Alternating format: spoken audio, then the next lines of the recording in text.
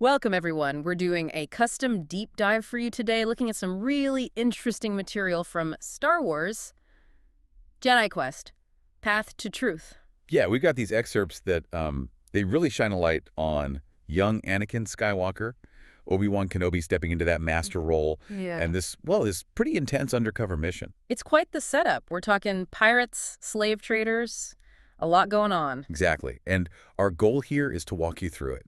We'll hit the key events, look at the characters, their motivations, the tough spots they find themselves in, all straight from these sources. And the journey laid out here is pretty epic, actually. We start way back, Tatooine, Anakin's childhood, then off to Ilum, the ice planet, for a Jedi trial, then Coruscant for a mission briefing that gets complicated. Yeah, very complicated. Then infiltrating a pirate ship, and it all culminates on Nar Shaddaa Yeah. with this desperate escape, this rebellion. What's great about this material, I think, is how it digs into what's going on inside their heads, their fears, why they do what they do. Absolutely. You see the difficult choices, the raw emotions. It's good stuff. Okay, so let's dive in. Back to the beginning, really. Tatooine. Anakin, before he's a Jedi, just a kid, a slave in Watto's shop. Right. And even then, you see him learning, the sources mention these practical skills he picks up, working on engines, converters. Apparently, he could assemble some kind of switch blindfolded. Pretty impressive. He's resourceful, even in that horrible situation. Definitely adapting. Yeah. And he wasn't totally isolated. He had friendships, but interestingly, with droids, using them to kind of ease the workload. And also another slave, Amy. Yeah, those moments with Ami sharing food from his mom, Shmi, they tell you so much. His bond with Shmi is just, it's central. It's everything to him. And it's there dreaming with Ami that you see his core drive forming, this like intense vow he makes to free all the slaves on Tatooine. Yeah, that dream for his mother. It's so specific. A soft, pleasant life, good food, leisure. Well, it's heartbreaking when you know the context. But there's also this really dark undercurrent, a trauma he's buried. The sources talk about this specific event, a memory from when he was, what, 7? 7. A slave raid. Panic everywhere. He runs home to find Shmi. And the description is chilling. He finds her huddled, withdrawn, and when she looks up just for a second, he sees absolute terror on her face. Yeah, pure terror. And the material says something really insightful here. That 7-year-old Anakin knew instinctively that if he really acknowledged that fear, really let it sink in, it would somehow end his childhood right there. He couldn't face it. He needed her stability, even if it was fragile. So he makes this conscious decision as a child to suppress that memory, to train his mind not to see that terror again. It's a defense mechanism, but wow, he vows never to recall it. That suppression, it's going to cause problems later. Big time. You can't just wall that stuff off forever, right? No way. It festers. It leaves a mark. Okay, fast forward. 6 years. Anakin's 13. He's Obi-Wan's Padawan now, and they're on Ilum. Right. And here we get Obi-Wan's perspective. He's thinking about Qui-Gon, about the promise he made to train Anakin. And you sense the weight of that promise, but also he sees Anakin's raw talent. Oh, yeah. He admits Anakin's already a better pilot than him at 13. He sees the Force connection, trusts his gut feeling that bringing Anakin here was the right call, even if the Council was maybe hesitant. And the reason they're on Ilum, the classic Jedi trial, Yeah. find crystals for your first lightsaber in the Crystal Cave. But getting there is tough. Icy mountains, treacherous winds, and the cave itself. It's more than just a place to find crystals. Obi-Wan warns Anakin, it's where you face visions, voices, stuff drawn from your deepest fears. A psychological trial, basically. Exactly. Yeah. Self-knowledge. Anakin walks in all confident, like, shadows, why worry? But uh-oh. Yeah, he's right. He gets hit with visions, first himself, then the big one, that memory he buried, his mother. He sees her running, terrified, that sweat of terror on her face. Then this shadowy figure grabs her, throws her down. That specific posture she takes, it confirms it's that memory, the one he swore never to recall. And he feels totally helpless again, just like when he was 7, shouting, hitting an invisible wall. And then the voice twists the knife. You cannot save her. She lives the nightmare. It's his deepest fear made real, confirming it's still right there inside him. So while Anakin's going through that, Obi-Wan is having his own vision in the same cave, which is fascinating. It is. He sees Qui-Gon, feels that loss again. But then it shifts to Qui-Gon's death. He's forced to relive watching his master die, feeling utterly helpless against the Sith Lord. It's hitting his biggest fear. Failure, not living up to Qui-Gon. He feels that same powerlessness Anakin felt, helpless to reach out. And at the end, Qui-Gon's eyes have some kind of message, a warning maybe, but it fades before he can grasp it. So you see the contrast, right? Anakin's fear is rooted in his past trauma, his mother, slavery. Obi-Wan's is about failing his master, his legacy. Obi-Wan manages to find some calm, remembers Qui-Gon's lessons, and later he tries to tell Anakin, let your fear enter you. Your feelings are your strength. Don't suppress it, integrate it. Easier said than done, though. Oh, absolutely. Especially for Anakin. But despite all that, Anakin does find his crystals. He starts building his lightsaber, feels the Force helping him. He thinks he's through the worst. But nope. One more vision hits him. The Sith Lord who killed Qui-Gon. Oh, boy. Yeah. And this Sith, he taunts Anakin, calls him clumsy like Obi-Wan, then offers him a fully made lightsaber, whispering he's the master you secretly want, the one who can give him real power. That's insidious, playing right into his desire. Totally. Anakin tries to fight the vision, but can't touch it. The Sith destroys Anakin's training saber, shoves them down, and leans in with that creepy line. Admit it. I will return. I dwell inside you. Chilling, and then what happens? Well, this is weird. Anakin kind of snaps out of it, and there's a perfect, completed lightsaber just lying in his lap. The one the Sith offered him. Wait, seriously, it's just there. Yep. Feels solid, real. He ignites it, it's blue. He's totally bewildered, grabs it, runs back to Obi-Wan. And Obi-Wan must be like, whoa, you finished it already. Exactly. And Anakin, he tells a story, but it's edited. He mentions Obi-Wan appearing in the vision, feeling the Force, a trance, but he conveniently leaves out the Sith Lord part. And the saber just appearing. That's not good. He's already hiding things. Big red flag. But Obi-Wan, maybe wanting to believe the best, kind of buys it. Connects it to Anakin's instinct, like back on Naboo, tells him he overcame the visions. Anakin feels relieved, clips on the new saber, pushes the weirdness aside. And just when they might actually talk about it, bam, comm link signal, back to the temple, mission time. Yep, Anakin's thrilled. True partner, he thinks. The internal test is over, maybe. But the external ones are just starting. So, Coruscant, outside the council room. Anakin's restless. Chancellor Palpatine is there, which is unusual. Anakin's impatient. Thinks Obi-Wan is being too careful about this mission. He sees it as his chance, Maybe the council's finally starting to trust him. They go inside. The mission. Protect a diplomatic ship from a pirate. Krayn. And then Palpatine drops the bomb. Krayn isn't just a pirate. He's a notorious slave trader. Steals people, sells them. Krayn. And the name just hits Anakin. Hard. The sources say his body goes cold. Yeah, that buried trauma comes roaring back. Slave trader, slave raider. That memory of Tatooine, his mother's terror. It floods him right there in front of the council. The memory he swore he'd never recall. And he realizes the K-Vision was that memory. It wasn't just a shadow. Obi-Wan sees him react, of course, and immediately says maybe they shouldn't take this mission. Because of Anakin's past, his sensitivity. Oof. That sets Anakin off. He just snaps, I am not too young, and I'm not too sensitive. Mace Windu has to shut him down. Then Palpatine steps in, calls Anakin a special case, says he needs protection. Yeah, and the sources are clear. Anakin feels pure humiliation. His past dragged out in front of everyone, the thing he wants to escape. Obi-Wan jumps back in, defends him, says he's not special, just has extraordinary abilities, definitely doesn't need protection, and he accepts the mission. But underneath, Obi-Wan is worried. He took the mission, but he knows this could dredge up all that unresolved stuff for Anakin. So they head to this colloquy ship they'll be using. It's described as really basic, utilitarian, all about cargo, not comfort. Anakin hates it immediately. He likes sleek, fast ships. And Obi-Wan picks up on Anakin's mood, knows he's still smarting from that hesitation comment in the council room. Obi-Wan reflects that Anakin hasn't really dealt with the years of shame and anger from being a slave. He's worried this mission will force it. While they're prepping, Obi-Wan gives Anakin the file on Krayn, mentions his associates, Rashta and Zora. But Obi-Wan knows something Anakin doesn't. What's that? He knows Zora is actually Ciri, a Jedi friend. The council told him privately she's deep undercover on this Krayn mission. Wow. Okay, so Obi-Wan is carrying that secret too.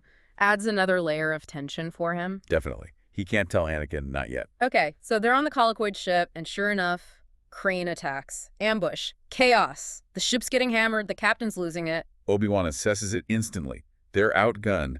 His decision. Bold. Take a small transport, get inside Krayn's ship, take out the weapons. Classic Obi-Wan. So they rush to the cargo bay. Obi-Wan tells Anakin, pick a ship. And Anakin uses that pilot instinct plus the Force, chooses a G-class shuttle. Obi-Wan kind of questions it, maybe something smaller, faster. But Anakin's like, not the way I fly. Cocky, but probably right. He gets in the cockpit, knows the ship instantly. Obi-Wan suggests hiding in the exhaust wash, but Anakin has a wilder idea. Fly into the exhaust system. Seriously, that sounds insane. Totally insane. Narrow shafts, intense heat, huge risk of overheating, clipping the wings, needs pinpoint accuracy, Anakin's specialty. And he does it. He nails it. Guided by the Force, pure skill, dodging spinning blades, threading the needle. They land inside Krayn's ship near the power core. Incredible flying. Okay, they're in. Now what? Find the weapons control. They move through grimy corridors. Obi-Wan figures they won't have the place to themselves. Good guess. Yeah. 14 tech droids guarding the control center. They have seconds before being spotted. So, plan B. Obi-Wan's plan is pure Jedi. Announce inspection and attack immediately. Lightsabers ignite. Anakin takes out a droid, feels that surge of satisfaction using his new saber. Obi-Wan must be a whirlwind. Like a blur. Takes out 7 droids himself, helps Anakin finish the rest. Then, quick slash across the control panel, weapons disabled. Trick Qui-Gon taught me, he says. Mission accomplished. Okay, time to go. You'd think. But Anakin stops. Says flat out, I can't leave. What? Why? He says we have to destroy Krayn. Whoa, that's not the plan. Not even close. Obi-Wan's stunned. Completely off balance. He reminds him, that is not our mission. And Anakin? Defiant. It's mine. And he just runs off. Ignores Obi-Wan, abandons the plan. Wow, Anakin. Obi-Wan must be furious and worried. Both. He chases after him through the ship's maze, but he can't track him easily with the Force. Too much dark energy clouding things. While he's searching, he runs into something else. Yeah, a group of enslaved pirates, disarmed, looking desperate. Their leader, Condi, begs for help. Obi-Wan sees it, lowers his saber. He's affected. What can he do, though? That's the dilemma. He tells them he can't rescue them right now, can't fit them on the shuttle. He wants to promise he'll come back, but sticks to the Jedi Code. No promises you might not keep. He says, I'll do my best to help you, but not here, not now. He thinks leaving them is safer for them for the moment. Condi seems to understand. Then Obi-Wan spots Anakin down the corridor. Right. Obi-Wan tries to reason with him. So they need a real plan to take down Krayn's whole operation, not just a revenge run. But Anakin's fired up, points back the slaves Obi-Wan just left. How can you abandon them to such misery? He argues killing Krayn is the way to free them. Now, this is the core conflict, isn't it? Anakin's passionate personal reaction versus Obi-Wan's strategic Jedi approach. exactly. Obi-Wan's trying to stay logical, think big picture. Anakin's driven by the immediate suffering, his own past. The tension is thick. They head back towards their shuttle. Anakin starts climbing in. And blaster fire erupts. A pirate jumps down onto the catwalk near Anakin. It's a woman. Yeah. Obi-Wan sees her eyes Yeah. and recognizes her. Siri. Bingo. But she looks totally different. Facial markings, dark hair, looks savage. Obi-Wan's shocked. He calls out to her, trusts she won't hurt Anakin. He does. But she just says, I'm Siri no longer. I am Zora. Obi-Wan argues the Jedi is still in you, even if she's gone rogue. She ignores him. Krayn calls out, looking for the intruders, and Siri makes her move. Swiftly, she slams the shuttle hatch closed. Anakin's trapped inside Krayn's ship. Then she hits the turbines, blasting Obi-Wan's shuttle away from the exhaust port. Obi-Wan barely gets clear. His ship's damaged. He can't get back in, can't follow Krayn jumping to hyperspace. He's left there, realizing Anakin's captured. Likely going to be enslaved again. And Siri, his friend, apparently just betrayed them both. That's devastating for Obi-Wan and for Anakin. What's his immediate experience? Pure horror. Krayn dismisses him as just a slave. Siri or Zora prods him, and somewhere in there she subtly takes his lightsaber without him realizing. Krayn's plan? Sell him. Spice mines on Nar Shaddaa, and that's when it truly hits Anakin. This isn't some cave vision. This is real. His actual deepest fear being enslaved again. The loss of hope, the brutal grind, way worse than the abstract terror he felt on Ilum. The sources describe his time in the spice factory. Yeah, graphically. Exhaustion, hunger, damp quarters, cruel guard droids with electro-jabbers. Just bleak. Does he connect with anyone? He meets another slave, Maisie, and you see his compassion hasn't been totally crushed. He helps her avoid a guard, shares bread he was saving for someone weaker. Maisie tells him about someone named Halla. Yeah, someone who fought Krayn and was brutally punished as an example. Maisie represents that ingrained hopelessness. She tells Anakin there is no escape. But that just fuels Anakin's anger, doesn't it? His own past screaming at him. Exactly. He hears that Jedi voice saying, not the Jedi way, feels the pull towards revenge. But he hits a point where he decides he can't wait for Obi-Wan. He has to get out, or something vital inside him will just die. It becomes personal. Yeah. Him versus Krayn. And he sees Krayn with Siri and Captain Abdak. the colloquy captain. Yep, confirms the alliance he suspected back when Krayn attacked the captain's ship, seemingly out of nowhere. Okay, let's switch back to Obi-Wan. He must be reeling. Totally. Shock, regret over losing Anakin, trying to process Ciri's apparent betrayal. He's stuck on that damaged colloquy ship, feeling powerless. How does he move forward? He uses Qui-Gon's method, tries to find calm. Look at the who. That leads us to the why. He thinks about Captain Afdek's reaction during the attack. It seemed genuine, like he was surprised, even though he was clearly working with Krayn. That sparks an idea. Maybe the colloquids themselves are playing a bigger game. A conspiracy. Exactly. So he heads back to Coruscant, down to the lower levels, finds Qui-Gon's old contacts, Didi and Astri, at their cafe, trying to get intel. Do they help? Didi points him to a guy named Gogol at a place called The Door. Obi-Wan goes undercover, pays for info on Krayn. I get something useful. The jackpot. Gogol reveals the secret deal. The colloquids are using Krayn as a front to take over the spice trade.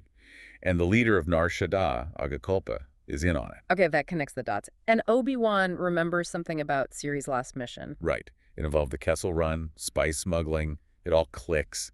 His gut feeling gets stronger. Ciri hasn't betrayed them. She's undercover in this mess. So he goes to the council. Immediately. Lays out the colloquy conspiracy, his suspicions about Ciri. Asks for permission to go to Nar Shaddaa, and, crucially, asks them to confirm Ciri's status. And they do. Adi Gallia confirms it. Ciri's been on a deep cover mission for 2 years for the Council, trying to bring down this whole network. Her cover is paramount. Wow, 2 years. Obi-Wan must feel terrible for doubting her. He does. But he's also worried sick about Anakin. Tells the Council Ciri must have enslaved him to protect him. Yoda gives him a bit of a reality check. Assume Anakin will act like a Jedi. Find patience. Easier said than done. Does Ciri send any word? Mace Windu says she sent a coded message. Anakin's safe, working as a slave in the factory. She's watching him. Obi-Wan's relieved he's alive, but still anxious. He pushes to go to Nar Shaddaa right away. They let him. Eventually. Adi Gallia is clearly worried about Ciri too, but Obi-Wan gets the green light. How does he get close to Krayn now? Uses contacts again. Infiltrates a secret meeting on Rorak 5 between Krayn and the colloquids. He goes disguised as a slave trader named Baklita. Has to bluff his way past security. Oh, what does he learn there? He overhears Krayn and the colloquid rep, Norfeek, talking about slaves purely as assets, complaining about mortality rates cutting into profits. Obi-Wan feels sickened, finally gets the depth of Anakin's pain. Hears Anakin's angry words echoing in his head. You're the one who doesn't understand. Do the colloquids want something? Yeah, they demand an inspection of the Nar Shaddaa factories because too many slaves are dying. Krayn doesn't like it, but Norfeek mentions Captain Afdek recommended an independent observer since he wasn't getting the access he wanted, confirming Dix's part in it all. And that gives Obi-Wan his opening. Exactly. Krayn agrees to the inspection, and the colloquids insist Baklita goes along. Obi-Wan now has free access to Nar Shaddaa under his cover. He can finally search for Anakin and Ciri. Okay, back to Nar Shaddaa. Anakin's still trapped in that factory routine. Exhaustion, hunger, the grim reality. He talks to Maisie again. She apologizes for calling him a name earlier, thinking he must be getting special treatment. She has no idea. Cir's the one subtly watching over him. Does Maisie mention Hala again? Yeah, and shows Anakin a necklace Krayn took from Hala as a trophy. Just hammers home Krayn's cruelty and the feeling of no escape. Which just pushes Anakin further, right? Definitely. He's wrestling with the Jedi Code.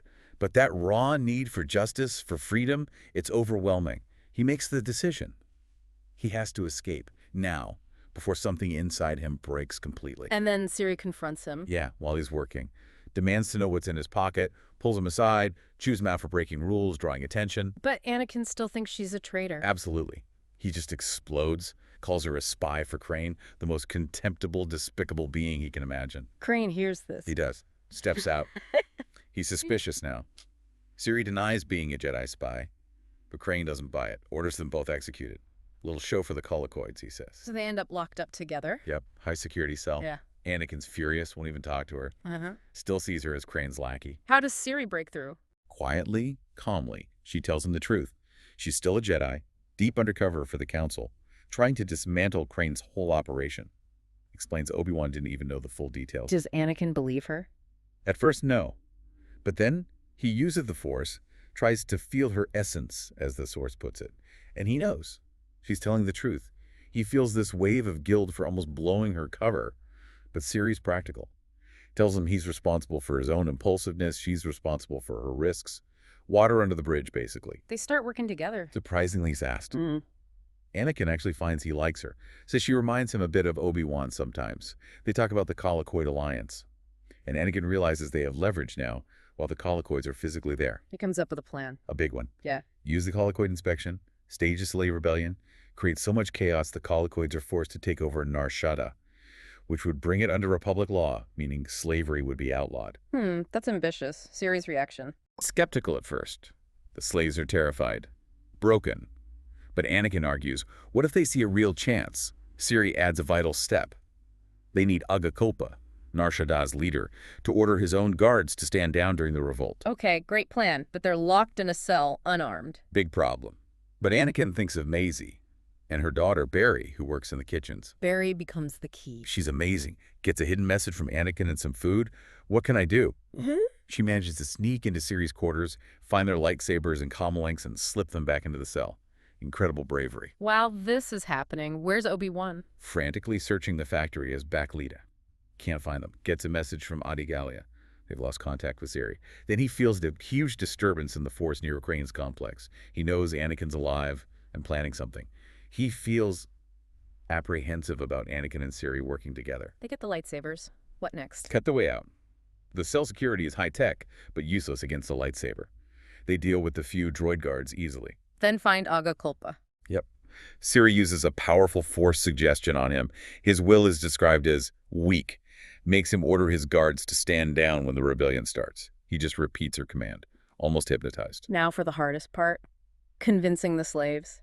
Anakin takes that on. Finds Maisie and a few others. He has to convince them to trigger explosives to start it all. Maisie's terrified, remembers Hala. But Anakin appeals to their hope for freedom for their kids. It works. Maisie agrees to rally the others. She's found her courage. What's Ciri doing? Creating the political chaos. She bursts into the meeting Krayn is having with the Colloquoids, where Obi-Wan is still pretending to be Baklita. She tells Norfika the slaves are revolting right now, and Krayn's security is failing. And Obi-Wan backs her up. Carefully. Still in character as Baklita, he confirms her story, adds credibility. Then Ciri sends the signal to Maisie. Boom. Big boom. Visible right from the meeting room window. The Colloquoids see it. The rebellion is real. The slaves. They pour out of the factory. Years of oppression boiling over. They start grabbing weapons from guards, droids. It's happening. Where's Anakin? He knows Krayn will run. He races straight for Krayn's private landing platform. The final showdown. Exactly. Anakin intercepts Krayn just as he's about to board his ship. Time to pay for your crimes, Anakin says. How's the fight described? Anakin's state. It's intense. Anakin feels cold, focused. Not just anger, but vice, justice, purpose. It's like his whole past, all the suffering is channeling through him. He even feels Qui-Gon's presence somehow. Obi-Wan and Ciri arrive. Yeah, they get to the platform, just as Anakin has Krayn beaten, disarmed. They see that look on Anakin's face, not simple anger, something deeper, stranger. Anakin raises his lightsaber. For the killing blow, Obi-Wan yells, "Don't." Does Anakin listen? No. He plunges the lightsaber into Krayn's chest. Krayn falls. Anakin has killed him. Wow. Okay, so the aftermath. Days later, still on Nar Shaddaa, they're waiting for a Senate transport. Palpatine's coming to congratulate them. Ciri looks more like herself again. But Anakin, his first priority isn't the Chancellor. Who does he go to? Maisie and Barry. He goes right to them, acknowledges their bravery, their role in making it all happen. Maisie says something significant. Very. She thanks Anakin and specifically says that him killing Krayn guaranteed our safety and our lives. Coming from her, after years under Krayn, that carries a lot of weight. It complicates the morality of it, maybe. How does Obi-Wan see Anakin now? He observes him, sees his face looking boyish and open again when talking to Maisie. But Obi-Wan can't forget that dark, something feral look during the fight. And afterwards, Anakin's expression was just empty, blank. Not triumph, not regret, maybe just numb. Does Anakin explain why he did it? He gives a reason. Self-defense. Said he felt Krayn was going for a weapon. Yeah. Obi-Wan accepts it rationally, the sources say. But there's that lingering doubt. Doesn't say quite right with him. What does Obi-Wan resolve internally? He makes a silent vow to Qui-Gon's memory, not to abandon him. He sees Anakin struggle, the good in him, but also the darkness. He remembers that weird message from the Ilum vision. Go on. Has to keep guiding him. Ciri comments on Anakin impressing Palpatine. Yeah. Notes his gifts. Obi-Wan agrees. Anakin has great gifts. But his final thought in this material is telling. Anakin has so much to learn. It highlights the ongoing challenge for both of them. So wrapping this deep dive up, Mhm. we've really traced quite an arc from these sources, from digging up that buried childhood trauma. Yeah, facing it first as a vision in that cave, then having it become terrifyingly real when he's enslaved again. That's powerful stuff. And we saw Obi-Wan really wrestling with being a master, guided by Qui-Gon's memory, his own instincts, making tough calls, facing his own doubts about Anakin, about And Sirius. Ciri's story, wow. That deep cover mission, the sacrifices, having to appear as a traitor, Hmm. it shows the complex, often morally gray world the Jedi sometimes operate in. Absolutely. And you see these universal themes playing out, don't you? Trauma's long shadow, the weight of choices, justice versus revenge, the whole challenge of mentoring and trying to find your own way. Definitely. Which leads us to a final thought for you, something these sources really put on the table. Obi-Wan saw something unsettling in Anakin after Krayn's death, even with a justification. And remember that Sith vision on Ilum, that taunt, I will return, I dwell inside you. Right. So the question is, how much do our deepest fears, our old wounds, really control us, especially in moments of crisis? Can that shadow ever truly be banished? Or does it, like the vision warned, always kind of dwell inside, waiting for its moment? Something to think about.